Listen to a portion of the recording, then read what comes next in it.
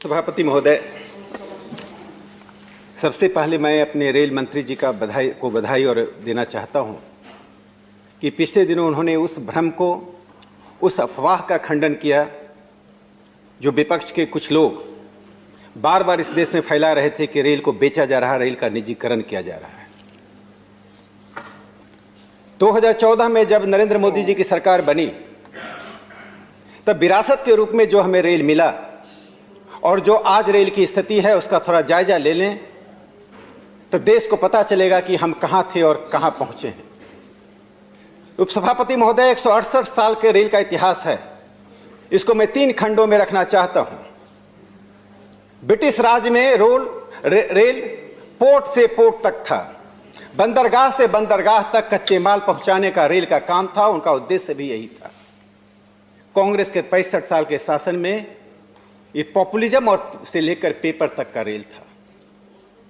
Populism की तो बातें बहुत होती थी, रेल पेपर पे दौड़ती थी, ट्रैक पर नहीं था। मैं 2 उदाहरण देना चाहता हूं।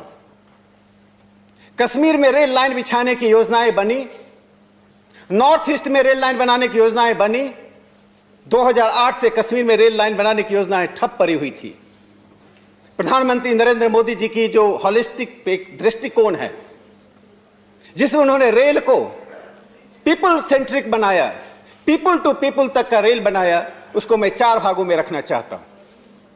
पहला, एक्सपेंशन। एक्सपेंशन का क्या रूप है उसका मैं 2 उदाहरण देना चाहता हूं। मिजोरम में जो 51 किलोमीटर का रेल लाइन बन रहा है, 32 सुरंगों वाला रेल लाइन,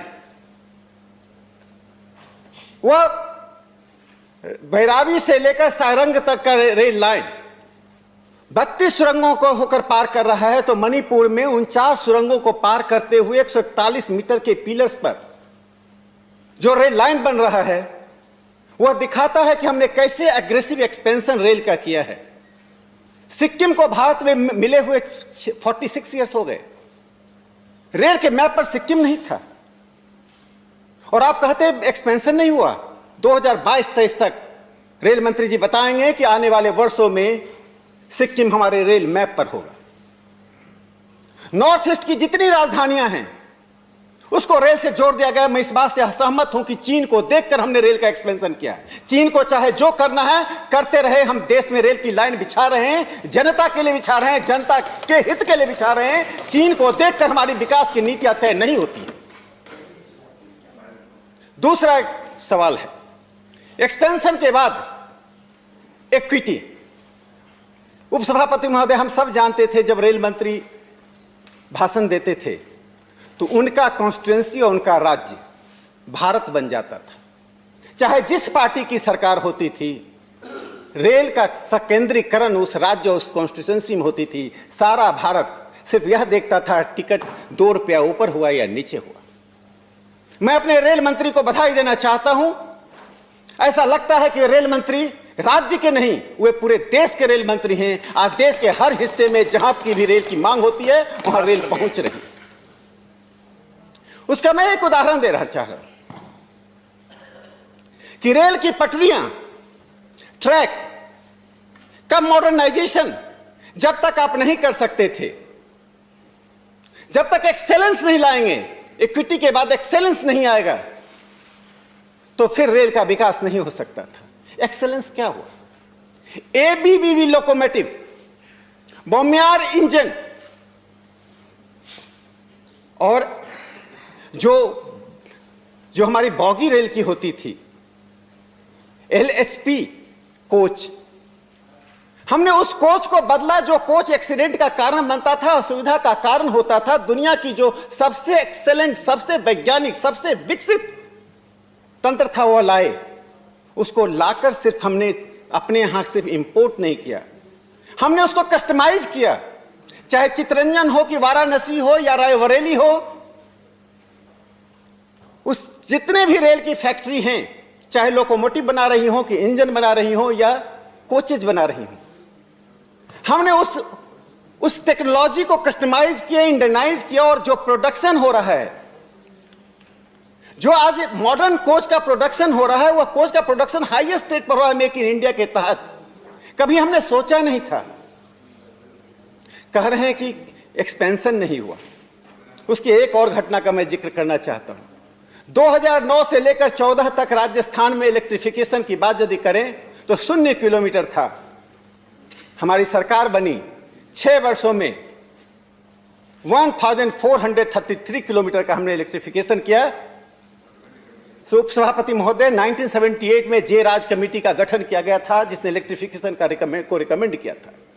78 से लेकर 2014 तक इलेक्ट्रिफिकेशन की गति क्या थी हम सब जानते थे। ना आपके पास बिजली ही नहीं था तो ट्यूबलाइट जलाने के लिए तो बिजली नहीं था, तो इलेक्ट्रिफिकेशन क्या होता। लेकिन 2014 से लेकर 2022 तक 13-14 में आपने 610 किलोमीटर का इलेक्ट्रिफिकेशन किया। 18-19 में हमने 4400 किलोमीटर से अधिक का इलेक्ट्रिफिकेशन किया, जो 679% अधिक था। और मुझे उम्मीद है कि 2022 तक, जैसा रेल मंत्री जी ने बताया है और रेल मंत्री जी की रिपोर्ट से जाहिर होता है कि 22-23 तक पूरी इलेक्ट्रिफिकेशन की प्रक्रिया देश में पूरी हो जाएगी। चौथा, एम्पावरमेंट की बात है। Extension, equity, excellence and empowerment.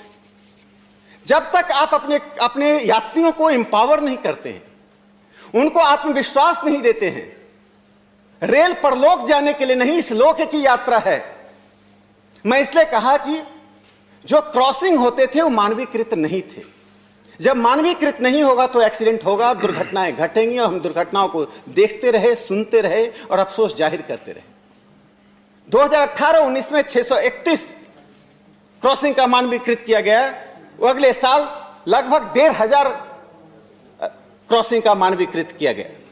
तो जिस प्रकार से रेल को एक वैज्ञानिक तरीके से विकसित करके एक होलिस्टिक पर्सपेक्टिव में प्रधानमंत्री नरेंद्र मोदी जी के दृष्टिकोण से विकसित किया गया, आज रेल पूरे भारत को एक भावनात्मक रूप से ही नहीं बल्कि एक कम्युनिकेशन के एक मूल साधन के रूप में जो रहा। बस 1 मिनट में अपनी बात समाप्त करता हूं।